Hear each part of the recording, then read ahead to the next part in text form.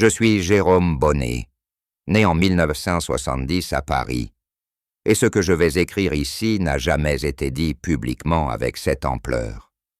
Pendant des années, j'ai gardé le silence, par respect, par peur aussi, par amour surtout.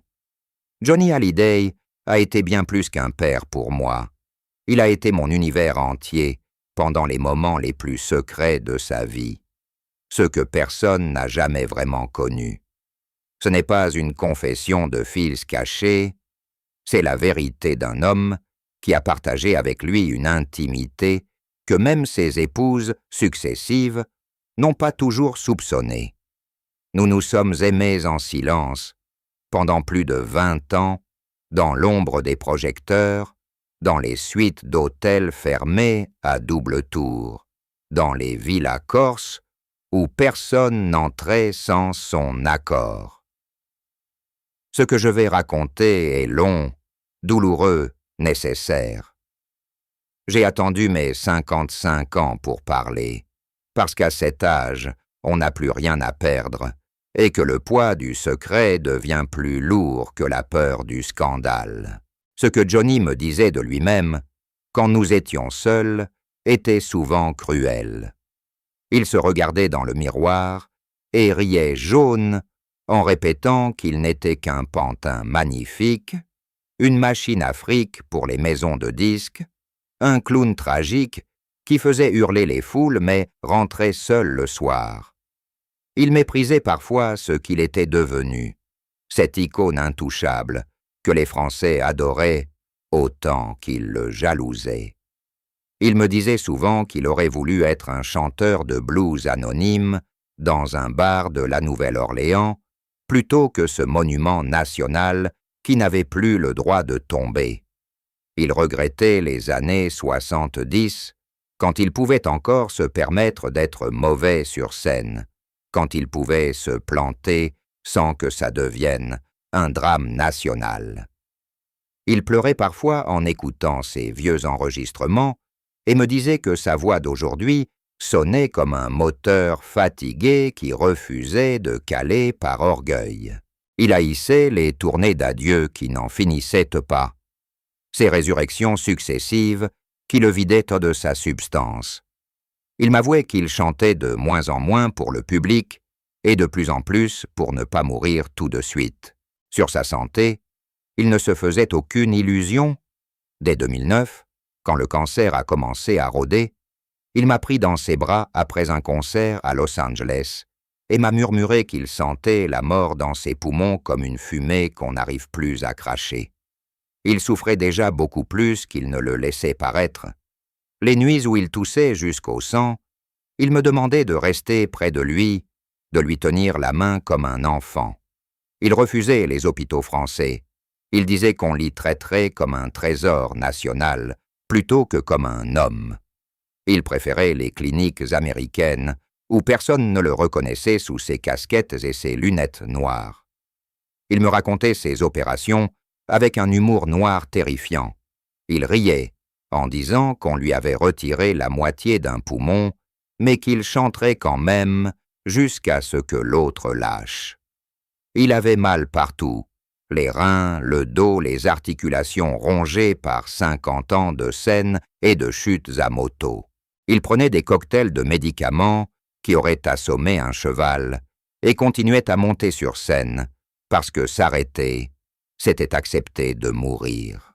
Laetitia, il en parlait avec une tendresse infinie au début, puis avec une résignation de plus en plus lourde. Il l'appelait sa petite fille, son dernier miracle, celle qui avait réussi à le faire renaître quand il se croyait fini. Il admirait son courage, sa façon de gérer la maison, les enfants, les finances, la presse, mais il me confiait aussi qu'il se sentait parfois prisonnier de cette jeune femme qui organisait tout, qui décidait de tout, même de ses horaires de sexe, de sommeil. Il riait doucement en disant qu'il avait épousé sa manageuse sans s'en rendre compte.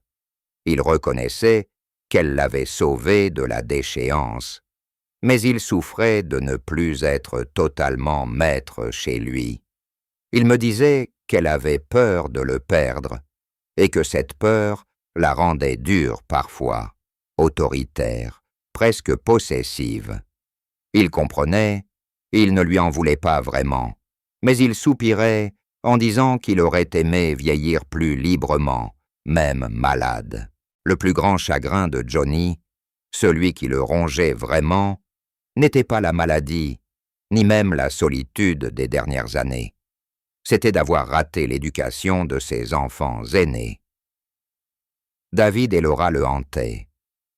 Il pleurait en me parlant des années où il les avait laissés grandir loin de lui, trop occupés à courir le monde et les femmes.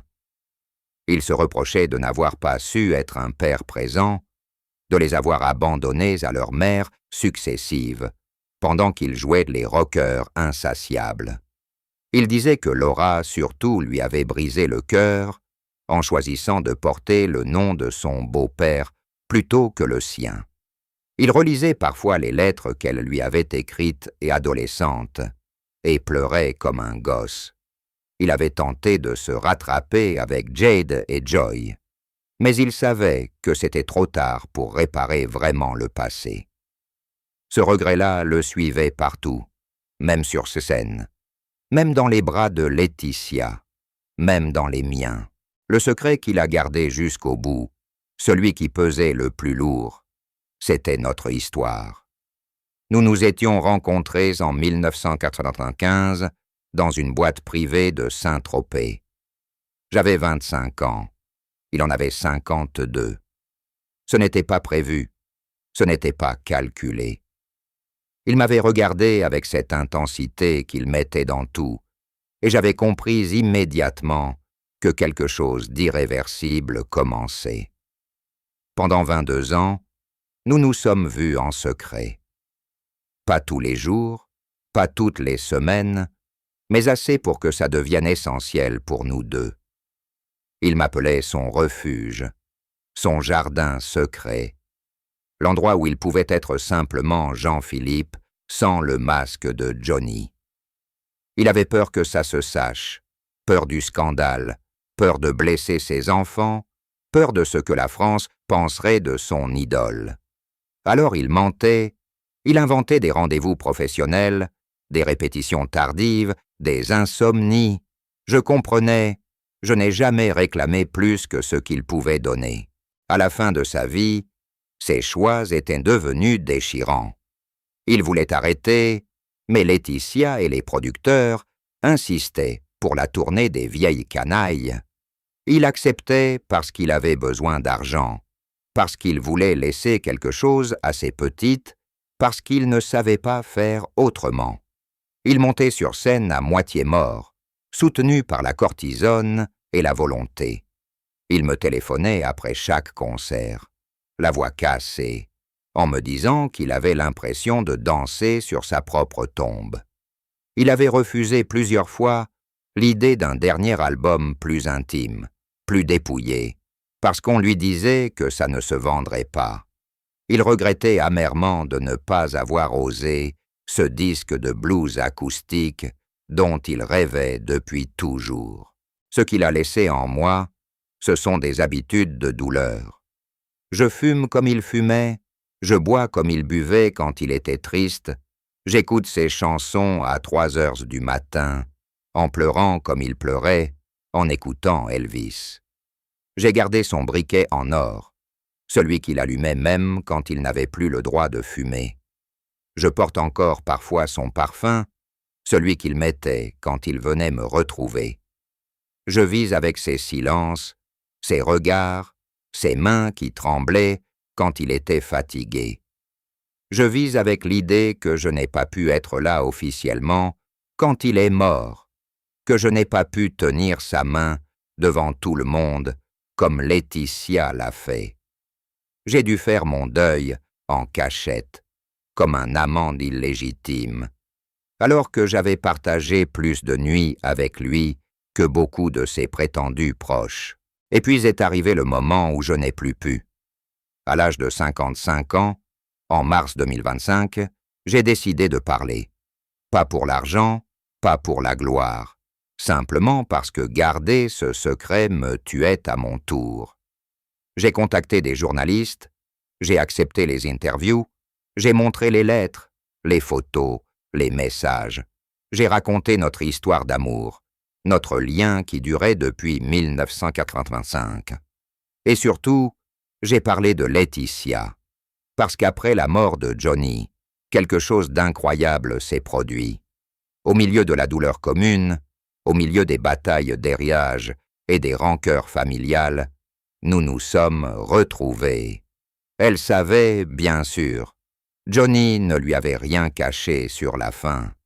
Et au lieu de la haine qu'on aurait pu attendre, il y a eu la compréhension, puis la tendresse, puis l'amour. Nous nous sommes rapprochés dans le souvenir de l'homme que nous avions tous les deux aimé chacun à notre manière. Aujourd'hui, nous vivons ensemble. Nous prenons soin l'un de l'autre. Nous parlons de lui tous les jours. Nous avons transformé la douleur en quelque chose de vivant. C'est ce qu'il aurait voulu, je pense. Que son amour ne meure jamais complètement, qu'il continue à réchauffer ceux qu'il avait vraiment connus. À partir de l'année 2018, quand le cercueil de Johnny est descendu l'allée de la Madeleine, sous les applaudissements d'une foule immense, j'ai commencé à vivre avec une double absence. L'absence physique, bien sûr, celle qui vous coupe les jambes quand vous réalisez que plus jamais vous ne recevrez ce coup de téléphone tardif, cette voix rauque qui disait simplement « C'est moi, tu dors ?» Mais il y avait aussi l'absence publique, celle qui m'obligeait à faire semblant d'être un inconnu parmi les inconnus, à regarder les hommages à la télévision comme n'importe quel fan, alors que j'avais encore sur la peau l'odeur de ces derniers jours. Je me souviens d'avoir passé la nuit du 9 décembre seul dans l'appartement parisien où nous nous retrouvions autrefois, toutes lumières éteintes, une bouteille de Jack Daniels ouverte, écoutant en boucle « Que je t'aime » jusqu'à ce que les voisins cognent contre les murs. Je pleurais sans bruit, la tête dans l'oreiller qui gardait encore vaguement son parfum, et je me répétais que personne ne saurait jamais à quel point j'étais brisé. Pendant les mois qui ont suivi, j'ai erré dans Paris comme un fantôme, évitant les boulevards où les affiches de la tournée des vieilles canailles étaient encore collées, évitant Saint-Tropez, où chaque ruelle me renvoyait une image de lui en chemise ouverte, évitant même les supermarchés parce que j'étais incapable de voir un paquet de guitanes sans trembler. J'ai maigri, j'ai vieilli d'un coup, j'ai laissé pousser la barbe parce que me raser me demandait un effort surhumain. Les amis qui savaient un peu ont pris leur distance, effrayés par l'intensité de ma douleur. Les autres me demandaient innocemment si j'allais bien, et je répondais que oui, comme un automate. J'ai passé des nuits entières à relire ces messages, ceux qu'il m'envoyait après les concerts, quand il était trop fatigué pour parler. Juste quelques mots. Je pense à toi, mon cœur est lourd ce soir. J'ai conservé chaque ticket de cinéma, chaque note d'hôtel, chaque bout de papier où il avait griffonné un mot doux. Je dormais avec son vieux blouson en cuir, celui qu'il portait à Las Vegas en 1996, et quand je le serrais contre moi, je croyais encore sentir la chaleur de son corps. Le chagrin était si violent qu'il en devenait physique. Une douleur dans la poitrine qui me réveillait à 4 heures du matin. L'impression que mon cœur, elle a explosé comme le sien, avait explosé sous la fatigue et la maladie. J'ai consulté des médecins qui parlaient de dépression sévère, de syndrome de stress post-traumatique, mais aucun mot médical ne pouvait nommer ce que je vivais. J'étais en deuil d'un amour que la terre entière ignorait, et cette double peine me rongeait plus sûrement que n'importe quel cancer. Il m'arrivait de marcher le long de la Seine à l'aube, regardant l'eau noire, en me disant que ce serait si simple de rejoindre Johnny là où il était, que plus personne ne me retiendrait. Je n'ai jamais franchi le pas, mais j'ai vécu pendant des années dans cette zone grise où la mort paraît plus douce que la vie. C'est au printemps 2023 que tout a basculé doucement, presque sans que je m'en rende compte. J'avais été invité à une commémoration privée à la Villa Jade, à Marne-la-Coquette, une cérémonie organisée par Laetitia pour les proches et quelques amis fidèles. J'y suis allé par curiosité, par masochisme peut-être, parce que je voulais revoir les lieux où Johnny avait passé ces derniers mois. Je me souviens être arrivé en retard, vêtu de noir comme tout le monde, et d'avoir croisé son regard à elle dès l'entrée. Elle m'a reconnu immédiatement, bien sûr. Johnny lui avait parlé de moi depuis longtemps, et même montré des photos. Elle s'est approchée, m'a pris dans ses bras sans un mot, et j'ai senti que quelque chose de très ancien se dénouait en moi. Nous avons passé la soirée à parler dans le jardin, loin des autres invités. Elle m'a raconté comment Johnny, les derniers jours, lui avait demandé de veiller sur moi s'il arrivait quelque chose. Comment il avait pleuré en lui disant qu'il m'avait fait souffrir en me tenant à l'écart, qu'il regrettait de ne pas avoir eu le courage de vivre notre histoire au grand jour. Elle n'avait aucune colère, aucune jalousie rétrospective. Elle disait simplement qu'elle avait compris depuis longtemps que Johnny avait besoin de plusieurs formes d'amour pour tenir debout, que son cœur était assez grand pour ça. Nous avons pleuré ensemble, assis sur le banc où il aimait regarder le coucher du soleil. Et pour la première fois depuis sa mort, je me suis senti autorisé à parler librement. Elle connaissait les dates, les lieux, les chansons qu'il m'avait dédiées en secret, les mots doux qu'il employait seulement avec moi. Elle n'était pas une rivale, elle était une sœur de douleur. À partir de ce soir-là, nous avons commencé à nous écrire, puis à nous téléphoner, puis à nous voir régulièrement. D'abord pour parler de lui, pour partager les souvenirs, pour rire aussi des manies qu'il avait et que nous connaissions tous les deux par cœur. Elle m'a ouvert les portes de la maison de Pacific Palisades. Elle m'a montré les carnets où il écrivait quand il était seul. Elle m'a fait écouter des démos jamais publiés, où sa voix était si fragile qu'elle me brisait à nouveau. Petit à petit, la douleur s'est transformée en quelque chose de plus doux, une mélancolie lumineuse. Je passais des week-ends entiers à Los Angeles, dormant dans la chambre d'amis qui donnait sur l'océan, et nous parlions jusqu'au matin, parfois sans dire un mot, juste en écoutant ses disques. Elle avait gardé intacte la pièce, où il répétait, avec la guitare encore posée sur le canapé comme s'il allait revenir d'une minute à l'autre. Nous nous tenions la main devant cette guitare, et c'était comme s'il était là avec nous. L'amour est venu sans tambour, ni trompette, presque naturellement, comme une évidence que nous refusions d'admettre au début. Un soir de novembre 2024, après une journée passée à trier des photos pour un livre hommage, nous nous sommes retrouvés dans le salon de Marne-la-Coquette, épuisés, les yeux rougis d'avoir trop pleuré et trop ri. Il y avait une bouteille de vin rouge ouverte, une chanson de lui qui passait en fond, et soudain elle a posé sa tête sur mon épaule. Je n'ai pas bougé, terrifié à l'idée de briser quelque chose de sacré, puis elle a levé les yeux vers moi, et j'ai vu dans son regard la même solitude que je portais depuis 7 ans.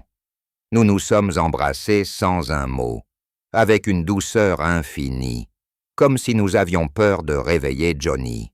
Ce n'était pas une trahison, c'était une continuation. Nous nous aimions à travers lui et malgré lui, dans le souvenir de son corps et dans la réalité des nôtres. Depuis ce soir-là, nous ne nous sommes plus quittés. Nous vivons entre Paris et Los Angeles. Nous prenons soin des petites quand elles viennent en vacances. Nous entretenons les tombes et les souvenirs. Nous faisons l'amour dans la maison où il est mort. Et parfois nous pleurons pendant, parce que son absence est encore là, mais elle est devenue supportable.